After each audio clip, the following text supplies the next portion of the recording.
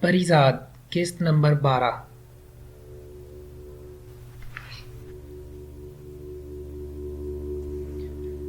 मेरा दिल जोर से धड़का। इस पुलिस अफसर ने मुड़कर अपने मातहत से अरबी में कुछ कहा और फिर मेरी तरफ पलटा। मैं तुम्हें गिरफ्तार कर रहा हूँ। तुम्हारा मालिक और दीगर साथी पहले ही पकड़े जा चुके हैं। फिलहाल तुम पर कोई वाज़ेह इल्ज़ाम नहीं है, मगर शक की बुनियाद पर तुम्हें हिरासत में लिया जाता है। कभी कभी हमारे खदशात हकीकत का रूप धारने में ज़्यादा देर नहीं करते। शायद हमारे अंदर उभरते खौफ और वहम का तकदीर और पेश आने वाले वाक़यात से कुछ ख़ास और बाहिरास्त रिश्ता होता है। इसीलिए जब मुझे गिरफ्तार करके लॉकअप में पहुंचाया गया तो मैंने अपने खदशात के ऐन मुताबिक बहरोज़ करीम, फ़िरोज़ और दीगर अमले को मुख्तलिफ छोटे छोटे हवालात नुमा कमरों में बंद पाया। बहरोज़ ने कानूनी मशीरों और चोटी के वकला की टीम भी पुलिस हुक्काम के साथ बहस करती नजर आई। मुझे भी एक लॉकअप में धकेल दिया गया और मैं इत्मीनान से दीवार के साथ टेक लगाकर बैठ गया। इंसान की सारी बेचैनी और बेकरारी इस वक्त तक है जब तक इख्तियार इसके अपने हाथ में रहता है। जब हमारे फैसलों के मुख्तार दूसरे बन जाएं तो एक अनजाना सा सुकून और ठहराव हमारे वजूद की बेचैनी को घेर लेता है। मेरा फैसला भी अब मेरे सियादों के हाथ में था। फिर मुझे भला काहे की फिक्र होती। अगले रोज़ हमें अदालत में पेश करने से पहले एक छोटे से हाल नुमा कमरे में जमा किया गया। बहरोज़ करीम के चेहरे पर हस्बे मामूल सुकून था। मुझे देखकर वो धीरे से मुस्कुराया। कहो परिजाद, नींद कैसी रही? कहते हैं मुश्किलात से दूर भागकर हम सिर्फ इस मुसीबत के हल से अपना फासला बढ़ा रहे होते हैं। मुश्किल हमारे साथ ही चल रही होती है। बहरोज़ के वकला ने एड़ी चोटी का जोर लगा लिया, मगर वो इसकी ज़मानत करवाने में कामयाब नहीं हो सके। रात को जब लॉकअप में सन्नाटा छा गया तो मैंने साथ वाले लॉकअप की दीवार पर धीरे से दस्तक दी। आप सो तो नहीं क्या मालिक? कुछ देर बाद बहरोज़ की आवाज़ गूंजी। किसी सोते हुए से यह बड़ा अजीब सवाल होता है। मैंने एक गहरी सांस ली। माजरत चाहता हूँ मालिक, मैंने फैसला किया है कि कल अदालत में काजी के सामने मालकिन के कत्ल का एतराफ़ करके जुर्म अपने सर ले लूँगा। अगर आप मेरे एतराफ़ के बाद कोई एतराज़ ना करें तो मेहरबानी होगी। बहरोज़ ने कुछ देर तवक्कुफ़ किया और फिर इसी की ठहरती हुई आवाज़ उभरी। बहरोज़ करीम इतना ही बोझ लाता है जितना वो ढो सके। तुम्हारे इस एहसान का बोझ बहुत भारी है परिजाद, और वैसे भी वलीद का बाप इसकी लैला से पुरानी रफाकत के सारे सबूत लेकर आया है। तुम पर यह कत्ल डाल भी दिए जाएं तो दूसरी तरफ का कोई भी अच्छा वकील बहुत जल्द सच की तह तक पहुंचकर इसे अदालत के सामने पेश कर देगा। मैंने ज़िंदगी में बहुत जुर्म किए हैं, किसी न किसी मकाम पर तो रस्सी को तंग होना ही था। तुम इत्मीनान से सो जाओ, मुझे अब बहुत जागना है। फिर शायद पूरी रात मैं और बहरोज़ अपनी आहनी कोठरियों में सारी रात जागते रहे। ज़ाहिर हम दोनों ही कैदी थे, लेकिन इन दो कैदियों में कितना फ़र्क था। हम में से एक सारी दुनिया जीत कर और जहां भर की नेमतें समेट कर इस अकूबत खाने में पहुंचा था, और शायद ही इसकी कोई हसरत बाकी बची हो, जबकि दूसरा वो बदनसीब था जिसकी ज़िंदगी ही उम्र भर हसरत का दूसरा नाम रही थी। कभी कभी मैं सोचता था कि इस दुनिया में एक ही वक्त में किसी अरब शहनशाह या अमरीकी अरबपति के घर में पैदा होने वाले और मेरी कच्ची बस्ती में जन्म लेने वाले किसी भी दो बच्चों की तकदीर में तवाज़ुन कैसे रखती होगी ये कुदरत। बादशाह और फ़कीर के गुनाहों सवाब बराबर कैसे तोले जा सकते हैं, फिर चाहे वो दोनों हम मजहब ही क्यों ना हों। आखिर इस फ़र्क की कोई तो वजह होगी, कोई तो सिला या इनाम तय कर रखा होगा ऊपर वाले ने। किसी मकाम पर तो इस फ़कीर की महरूमियों का हिसाब बराबर किया जाएगा, या फिर इसे भी तकदीर का लिखा समझकर कबूल कर लिया जाएगा। अगले रोज़ अदालत में काजी के सामने वकला की बहस शुरू होने से पहले ही बहरोज़ करीम ने अपना गुनाह कबूल कर लिया और साथ ही अदालत से दरख्वास्त की कि गिरफ्तार शुदा अमले में बहुत से ऐसे भी हैं जिनका इसकी मुजरिमाना सरगर्मियों से कोई ताल्लुक़ नहीं है, लिहाजा इन्हें ज़मानत पर रिहा कर दिया जाए। हम सब गुमसुम खड़े बहरोज़ करीम का बयान सुनते रहे। इसने अपने बयान में अपने हर जुर्म का मरकज़ी किरदार खुद ही को ठहराया। फ़िरोज़ अपने मालिक की बातें सुनकर फूट फूट कर रो पड़ा। हम सभी की पलकें नम थीं। बहरोज़ करीम का बयान किसी जिंदा इंसान का इकरारनामा नहीं लगता था। कहते हैं ज़िंदगी का अलमिया ये नहीं है कि ये बहुत जल्द ख़त्म हो जाती है, अलमिया ये है कि हम बहुत देर बाद इसे जीना शुरू करते हैं। लेकिन बहरोज़ के बयान के बाद मुझे एहसास हुआ कि इसने जी भर के ज़िंदगी को जी लिया है, इतना कि अब वो इस तमाशे से ऊब चुका है। کچھ لوگ صدیوں زندہ رہ کر بھی ایک پل زندگی جی نہیں پاتے اور کچھ پل بھر میں صدیوں کا مزہ کشید کر لیتے ہیں۔ تو پھر ہم کسی بھی شخص کی عمر کو سال اور مہینوں میں کیوں ناپتے ہیں؟ یہ کیوں نہیں کہتے کہ فلاں شخص 2 پل جیا اور پھر مر گیا اور فلاں عمر بھر جیتا رہا؟ 1 مہینے کے اندر قاضی نے بہروز کو موت کی سزا سنا دی۔ فیروز خان کو بھی اس کی معاونت کے جرم میں زندگی کی قضا کی سزا ملی۔ چند کو عمر قید ہوئی اور مجھ سمیت کچھ اور نامکمل شہادتوں کی بنیاد پر رہا کر دیے گئے۔ انصاف وہی ہوتا ہے جو فوری ہو۔ ہمارے ہاں تو انصاف اتنی دیر سے ملتا ہے کہ خود انصاف ہی سزا بن جاتا ہے۔ بہروز کریم نے اپنی ساری دولت، جائیداد اور اثاثوں کو 2 حصوں میں تقسیم کر کے آدھا حصہ اپنی بیوی اور بچوں میں بانٹ دیا اور آدھا اپنے تمام بچ جانے والے ساتھیوں میں تقسیم کر دیا۔ اس نے وہ تمام ٹرسٹ اور فلاحی ادارے بھی ہمیشہ کے لیے یکجا کر کے ایک بورڈ آف ڈائریکٹرز کے زیر اہتمام کر دیے جو کریم کی زیر سرپرستی میں چلتے تھے اور جن کی کمائی سے ہزاروں ضرورت مندوں کو فائدہ ہوتا تھا۔ میں نے کہیں پڑھا تھا کہ ظالم بہت سخی ہوتا ہے۔ بہروز کریم اگر ظالم تھا تو سخاوت کا یہ معیار اس کا شایان شان تھا۔ شاید چھوٹے سے چھوٹا اور بڑے سے بڑا گناہ گار بھی کہیں نہ کہیں اپنے اعمال کا وزن برابر رکھنے کی شدید خواہش میں مبتلا رہتا ہے۔ ہم کچھ بھی کر لیں مگر سزا اور جزا کا یہ نظام خود ہماری رگوں میں سرایت کیے رہتا ہے۔ میں بہروز کریم کے اثاثوں کی وصیت پڑھتے ہوئے رو پڑا۔ اس نے اپنے محل میں پڑا ہوا بڑا پیانو میرے نام لکھ دیا تھا اور پھر ساتھ ہی ایک ضمنی نوٹ میں آگے تحریر تھا کہ چونکہ اس پیانو کا وزن بہت بھاری اور زیادہ ہے اور بہروز کو خدشہ ہے کہ اس کی محبوب بیوی کا یہ پسندیدہ پیانو محل سے کہیں منتقل کیے جانے کی صورت میں اپنی اصل شکل و حیت کھو نہ دے، لہٰذا وہ جائیداد جہاں وہ پیانو پڑا ہے تمام تر محل اور انیکسی سمیت پریزاد کے نام کی جاتی ہے۔ بہروز جاتے جاتے ہم سب کے نام اتنا کچھ کر گیا تھا جو ہم سب کی 7 نسلوں کے لیے کافی تھا۔ اس نے اپنے تمام اداروں میں کام کرنے والے اعلیٰ سے اعلیٰ افسر سے لے کر ایک معمولی نوکر اور چپڑاسی تک کو برابر بانٹا تھا۔ آخری ملاقات کی رات جب ہم سب کارکن اس سے آخری بار مل کر واپس لوٹ رہے تھے تو میں قطار میں سب سے آخر میں کھڑا رہا۔ سب جا چکے تو بہروز نے میری طرف دیکھا۔ تم مجھ سے نہیں ملو گے پریزاد؟ مجھ سے نہیں رہا گیا اور میں تمام ادب و آداب بالائے طاق رکھ کر روتے ہوئے اس کے گلے سے لگ گیا اور پھر مجھے سنبھالتے ہوئے بہروز بھی رو پڑا۔ اس آہنی اور فولادی وجود اعصاب کے آدمی کو میں نے پہلی بار نم آنکھیں لیے سر جھکائے کھڑے دیکھا۔ میں نے اس کے ہاتھ پکڑ لیے۔ کیوں کیا آپ نے ایسا؟ کیوں خود کو موت کے منہ میں جھونک دیا؟ آپ کے وکلاء اور قانونی مشیر اتنے اہل تو تھے کہ آپ کی سزا کو کم از کم عمر قید میں تبدیل کروا دیتے۔ میں جانتا ہوں کہ یہ سزا آپ نے اپنے لیے خود تجویز کی ہے، قاضی نے تو بس اپنے دستخط ثبت کیے ہیں آپ کے فیصلے پر۔ بہروز نے سر اٹھایا۔ شاید میں لیلا کے ساتھ ہی مر گیا تھا۔ میں خود کو بہت مضبوط سمجھتا تھا پریزاد، لیکن یہ محبت بڑے بڑے تناور درختوں کو دیمک کی طرح کھا کر ڈھا سکتی ہے۔ یہ احساس مجھے بہت دیر میں ہوا۔ میں نے اپنے لیے یہ سزا اس لیے تجویز نہیں کی کیونکہ میں نے اسے مار ڈالا۔ میں نے خود کو یہ سزا اس لیے دی ہے کہ وہ مجھ سے محبت نہیں کرتی تھی، جبکہ میں اسی کی محبت میں اتنا آگے بڑھ گیا تھا کہ مجھے احساس ہی نہیں ہوا کہ اب میری واپسی ناممکن ہے۔ یہ راز تب کھلا جب وہ دنیا سے جا چکی تھی۔ تب میں نے جانا کہ میں بھی اب اس کے بنا جی نہیں پاؤں گا۔ اگر مزید زندہ رہتا تو یہ منافقت تھی، اور بہروز نے آج تک ہر گناہ کیا ہے سوائے منافقت کے۔ اس نے مجھے آخری مرتبہ بھینچ کر گلے لگایا اور اپنا خیال رکھنا، بہت قیمتی ہو تم، مگر نہ جانے کیوں خود کو اتنا عرصہ کر رکھا ہے۔ میں ایک بار پھر رو پڑا۔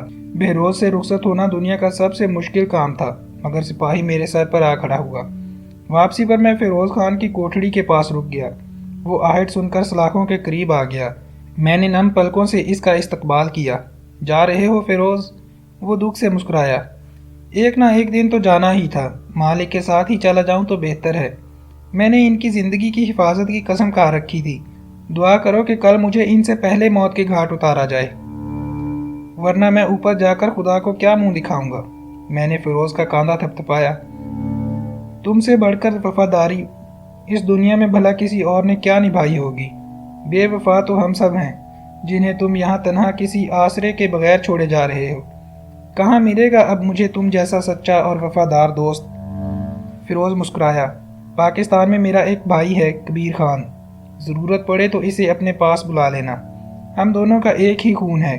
اب تم جاؤ پریزاد، مجھے اپنی آخری عبادت کرنی ہے، شاید یہ آخری سجدہ ہی وہاں کام آ جائے، ورنہ عمر تو بس رائیگاں گئی۔ میں آنکھوں میں آنسو لیے بوجھل قدموں سے وہاں سے چلا آیا۔ بہروز اور اس کے وفادار فیروز کی آخری رسومات ایک ساتھ ادا کر کے انہیں اسی شہر میں دفنا دیا گیا جہاں انہوں نے عروج کی آخری منزل سر کی تھی اور جہاں وہ ایک ساتھ زوال پذیر ہو گئے۔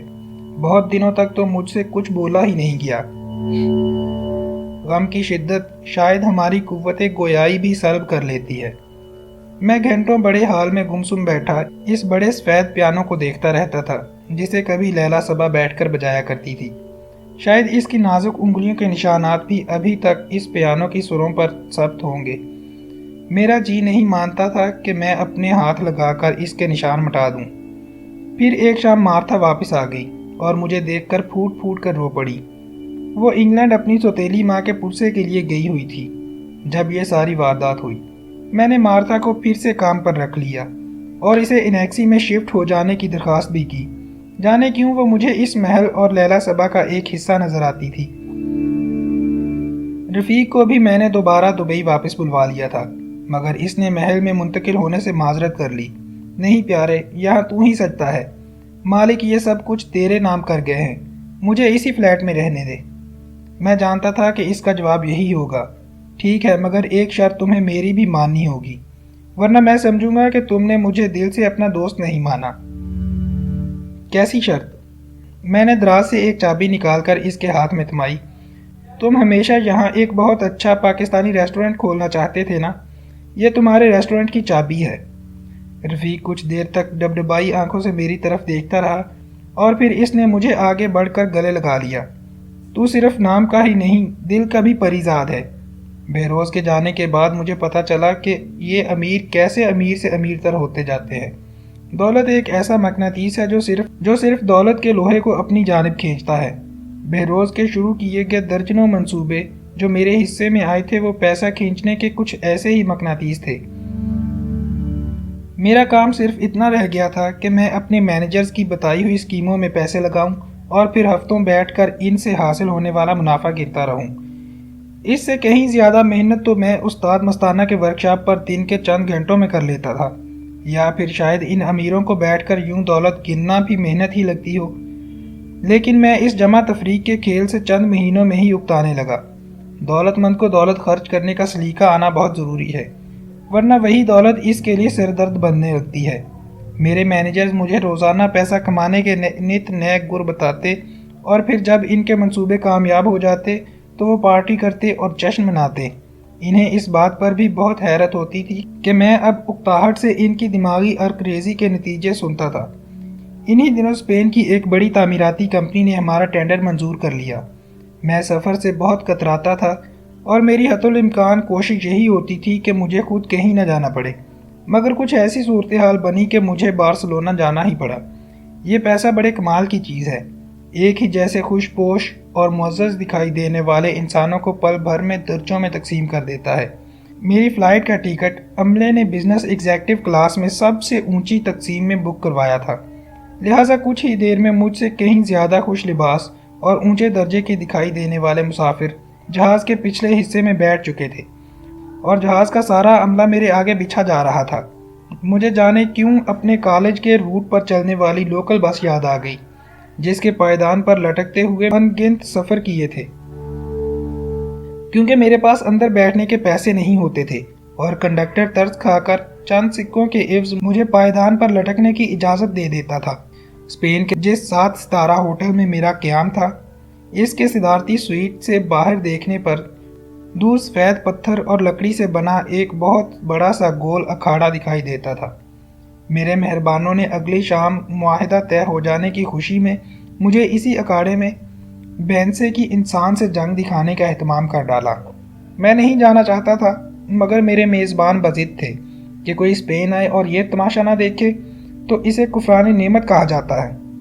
اب میں انہیں کیا بتاتا کہ مجھے تو دنیا کے سبھی بڑے شہر اب ایک جیسے لگتے ہیں، وہی بھاگ دوڑ، وہی نفسا نفسی، وہی سب کا ایک دوسرے کو اپنی سے زیادہ خوش اور مطمئن جان کر اپنے آپ کو مزید مشقت میں مبتلا کرنا۔ مگر یہ شہر باقی بڑے شہروں سے کچھ جدا دکھائی دے رہا تھا۔ مشرقی اور مغربی تعمیر کا سنگم۔ مجھے بچپن میں آنا لائبریری سے کرائے پر لی گئی الف لیلا کی کہانیاں یاد آنے لگیں۔ وہی محرابیں، وہی ستونوں کی قوس و قزح، اندرون شہر اینٹوں کی بنی گلیاں اور راستے، نئی تعمیر کا شاہکار الف لیلوی گھر اور عمارتیں۔ مسلمان کیا تھے اور کیا سے کیا ہو گئے۔ دنیا کی تاریخ میں جتنا عروج اور پھر جتنا زوال ہم مسلمانوں نے دیکھا ہے، اتنا شاید کسی اور قوم اور مذہب نے نہ دیکھا ہو۔ شام 4 بجے ہم اکھاڑے میں اپنی نشستوں پر بیٹھ چکے تھے۔ اکھاڑا کھچا کھچ تماشائیوں سے بھرا ہوا تھا۔ انسان صدا کا وحشی ہے اور اسے یہ وحشت بھرے تماشے دیکھنے میں ہمیشہ ہی لطف آتا ہے۔ کچھ ہی دیر میں سیاہ بل فائٹنگ کے سوٹ پر سرخ جیکٹ اور سر پر کالا ہیٹ پہنے ایک سرخ چادر لہراتا ہوا ہسپانوی بل فائٹر اکھاڑے میں داخل ہوا تو تماشائیوں نے تالیوں اور سیٹیوں سے آسمان سر پر اٹھایا۔ کماری لڑکیوں نے اس وجیح لڑاکے پر پھولوں کی بارش کر دی، مگر بل فائٹر نے صرف ایک گلاب اٹھا کر اسے اپنے ہونٹوں سے لگایا جو اس کی محبوبہ نے اس پر پھینکا تھا۔ میرا خاص میزبان مجھے ساری رویداد کسی رواں تبصرے کی طرح سنا رہا تھا۔ یہ لڑاکا اسپین کے بہترین بل فائٹرز میں سے ایک تھا، جسے لوگ انٹونیو کے نام سے جانتے تھے۔ انٹونیو آج تک اسپین کے 99 جنگلی بھینسوں کو ایسے اکھاڑوں میں ہرا کر موت کے گھاٹ اتار چکا تھا، اور آج اس کا یہ 100واں مقابلہ تھا، اور اس نے اپنی محبوبہ ماریا سے وعدہ کیا تھا کہ وہ اپنا سینکڑا مکمل کر کے ماریا سے شادی کر لے گا۔ سارا شہر یہ بات جانتا تھا، اور اسی لیے آج اکھاڑے میں تل دھرنے کی بھی جگہ نہ تھی۔ دوسری جانب اندھیرے قید خانے میں کھڑا بھینسا بھی آج اپنی 100ویں لڑائی لڑنے جا رہا تھا۔ لوگوں نے اس کی وحشیانہ طاقت کی وجہ سے اس کا نام کلر رکھ چھوڑا تھا، اور کلر نے اپنے 99 گزشتہ مقابلوں میں کسی بھی بل فائٹر کا جسم ادھیڑے بنا اسے اکھاڑے سے واپس نہیں جانے دیا تھا۔ مگر اپنے وقت کے یہ 2 بہترین لڑاکا آج پہلی مرتبہ ایک دوسرے کے مد مقابل آ رہے تھے۔ انٹونیو نے اپنی تلوار کی چمکتی دھار کو چھو کر دیکھا، اور کمرے میں بند کلر نے اپنے کھروں سے ریتلی زمین کو کھرچا۔ ماریا نے انٹونیو سے وعدہ لیا تھا کہ اس آخری بھینسے کو زیر کرنے کے بعد وہ اس کھیل کو ہمیشہ کے لیے خیر باد کہہ دے گا، کیونکہ ماریا اپنے محبوب کے توانا جسم پر مزید نوکیلے سینگوں کی کاٹ اور زخموں کے نشان نہیں دیکھنا چاہتی تھی۔ انٹونیو نے اپنی سیاہ مخملی پوشاک کے سنہری بٹن بند کیے اور گھٹنوں تک لمبے مخصوص چمڑے کے جوتوں کے تسمے باندھے، اور تلوار کی نوک زمین پر ٹیک کر ایک شان ادا سے کھڑا ہو گیا۔ یہ اس بات کا اشارہ تھا کہ وہ لڑائی کے لیے تیار ہے۔ تماشائیوں کی تالیوں، سیٹیوں اور شور سے کان پڑی آواز سنائی نہیں دے پا رہی تھی۔ ماریا نے اپنے سر پر جمے سیاہ جالی کے نقاب والے ہیٹ کو ذرا سا سرکا کر انٹونیو کو سلام کیا، اور اپنے ہاتھوں میں پکڑا دوسرا گلاب اپنے محبوب پر نچھاور کر دیا۔ ٹھیک اسی لمحے میری نظر اکھاڑے میں دوسری جانب بیٹھے ایک شخص پر پڑی جو میری طرف ہی دیکھ رہا تھا۔ اس نے میری طرف دیکھ کر ہاتھ ہلایا اور تعظیم سے سر جھکا کر سلام کیا۔ شاید میں نے اسے پہلے کہیں دیکھا تھا، مگر اس وقت میری پوری توجہ انٹونیو اور کلر کے مقابلے پر تھی۔ کلر کی آنکھوں سے پٹی ہٹا کر اس کے قید خانے کا دروازہ کھول دیا گیا، اور اب وہ اکھاڑے میں داخل ہونے کے بعد اپنے 100ویں شکار انٹونیو کو اکھاڑے کے درمیان کھڑے سرخ کپڑا لہراتے ہوئے دیکھ رہا تھا۔ مگر کلر اتنی جنگوں کے بعد ایک بات تو اچھی طرح جان چکا تھا کہ اس کا اصل ہدف وہ بے جان سرخ کپڑا نہیں، بلکہ اس کے عقب میں کھڑا وہ سفاک دشمن ہے جو پہلے اسے تماشے کی غرض سے خوب تھکائے گا، اور پھر اسے نڈھال کرنے کے بعد ٹھیک اس کی 2 آنکھوں کے درمیان نازک جلد والے حصے میں اپنی تیز دھار تلوار پوری گھونپ کر اسے ہمیشہ کے لیے ختم کر دے گا۔ مگر اسے یہ لمحہ آنے سے پہلے ہی اپنے اس دشمن کو اپنے نوکیلے سینگوں میں پرو کر آسمان کی جانب اچھال کر اس کے جسم کو ادھیڑ کر رکھ دینا ہوگا۔ بل فائٹنگ دراصل بھینسے اور لڑاکے کے درمیان اعصاب کی جنگ ہوتی ہے، اور جو اعصاب پر قابو رکھے وہی فاتح بن کر اکھاڑے سے باہر نکلتا ہے۔ انٹونیو نے سرخ مخملی کپڑا لہرایا جنگ شروع ہو گئی۔ کلر کا پہلا وار خالی گیا اور اینٹونیو نے اپنی تلوار سے اس کے جسم پر ایک چرکا لگا کر کلر کے مضبوط جسم پر پڑے درجنوں داغوں میں ایک اور کا اضافہ کر دیا۔ کلر غضبناک ہو کر پلٹا اور دور سے بھاگتے ہوئے قریب آ کر اچانک اس نے اپنا زاویہ بدل دیا۔ اس کے تیزدار سینگ کی نوک نے اینٹونیو کے پہلو میں چنگاریاں سی بھر دیں۔ تماشائیوں کی چیخیں نکل گئیں اور ماریا گھبرا کر کھڑی ہو گئی۔ اینٹونیو اور کلر دونوں ہی جان چکے تھے کہ ان کا مقابلہ آج کسی عام حریف سے نہیں ہے۔ اینٹونیو کے ہاتھ میں پکڑی سرخ چادر اب دھیرے دھیرے چیتڑوں میں تبدیل ہوتی جا رہی تھی، اور جہاں کلر کا جسم اینٹونیو کی تلوار کے چرکوں سے لہو لہان تھا، وہیں اینٹونیو کا بدن بھی بے حد مہارت اور احتیاط کے باوجود خراشوں سے بھر چکا تھا، اور دونوں ہی شدید تھکن سے نڈھال ہو چکے تھے۔ ماریا جب اپنے محبوب کو اس خونخوار قاتل بھینسے کے جسم سے مس ہوتے دیکھتی تو اس کے حلق سے بے اختیار چیخ بلند ہو جاتی۔ اس نے چلا کر اینٹونیو سے کہا، اینٹونیو بس کر دو میرے فائٹر، یہ دیوانگی ہے، مقابلہ ختم کر دو۔ مگر اینٹونیو نے مسکرا کر اپنی زندگی کو دیکھا اور آخری بار چادر لہرا کر پھینک دی۔ یہ اس بات کا اشارہ تھا کہ وہ بھینسے کی آنکھوں کے درمیان تلوار گھونپنے کے لیے تیار ہے، مگر اس نے خود کو بھی کلر کے سامنے پوری طرح عیاں کر دیا تھا تاکہ بھینسا ساری احتیاط بھلا کر تیزی سے اس کی جانب بڑھے اور اینٹونیو موقع ملتے ہی اسے ختم کر دے۔ تماشائیوں کا شور اور چیخیں آسمان تک بلند ہو رہی تھیں، اور وہ سب اینٹونیو کو اس دیوانگی سے روکنے کی کوشش کر رہے تھے، مگر اینٹونیو اپنی زندگی کا آخری مقابلہ ہار کر واپس پلٹنا نہیں چاہتا تھا۔ کلر نے پلٹ کر اپنے اس بہادر دشمن کو دیکھا اور چند لمحے رک کر دونوں ایک دوسرے کی آنکھوں میں آنکھیں ڈال کر تولتے رہے، اور پھر کلر غراتا اور منہ سے جھاگ بہاتا ہوا اینٹونیو کی طرف دوڑتے ہوئے لپکا۔ اینٹونیو نے اپنے جسم کو ایک خاص انداز میں اکڑا کر تلوار کا دستہ مضبوطی سے اپنے ہوا میں اٹھے ہوئے دائیں ہاتھ میں تھام لیا۔ کلر بھی سمجھ گیا کہ اس کا یہ آخری حملہ ان میں سے کسی ایک کے لیے تخت یا تختہ ثابت ہونے والا تھا۔ وہ ایک انتہائی ذہین جانور تھا اور دشمن کی چالوں کو سمجھتا تھا۔ اس نے بھاگتے بھاگتے اپنے جسم کو اچانک ایک جھکائی دی تاکہ اپنے سر کی جانب لپکی تلوار کی نوک سے بچ سکے، مگر تلوار دستے تک اس کے سر میں اتر چکی تھی۔ مگر خود اینٹونیو بھی کلر کے ٹنوں وزنی جسم کی زوردار ٹکر سے کئی فٹ ہوا میں اچھلا، اور جب زمین کی طرف گر رہا تھا تو کلر کے نوکیلے سینگ اس کے گرتے جسم کا انتظار کر رہے تھے۔ اینٹونیو کے جسم میں کلر نے اپنے سینگ پرو دیے، اور ایک لمحہ بعد ہی دونوں اکھاڑے میں ریتلی زمین پر گرے اپنے آخری سانس لے رہے تھے۔ دونوں نے آنکھیں بند ہونے سے پہلے اپنے بہادر دشمن کو آخری پیغام دیا، بہت خوب، تم واقعی بہترین لڑاکا تھے میرے دشمن۔ ماریا اپنے محبوب کی حالت دیکھ کر صدمے سے لہرائی اور وہیں گر کر بے سدھ ہو گئی۔ سارے مجمع کو جیسے سانپ سونگھ گیا۔ عورتیں رو پڑیں۔ اپنی زندگی کے آخری مقابلے میں کلر اور اینٹونیو دونوں ہی برابر رہے تھے۔ تماشا ختم ہو چکا تھا۔ ٹھیک اسی لمحے کسی نے میرے کاندھے پر ہاتھ رکھا۔ میں اس سارے تماشے میں اتنا محو تھا کہ بری طرح چونک گیا۔ یہ وہی شخص تھا جس نے مقابلہ شروع ہونے سے پہلے مجھے سلام کیا تھا۔ وہ پر اسرار انداز میں مسکرایا، بہت تلاش کیا ہے میں نے تمہیں، آخر کار آج تم پکڑے گئے۔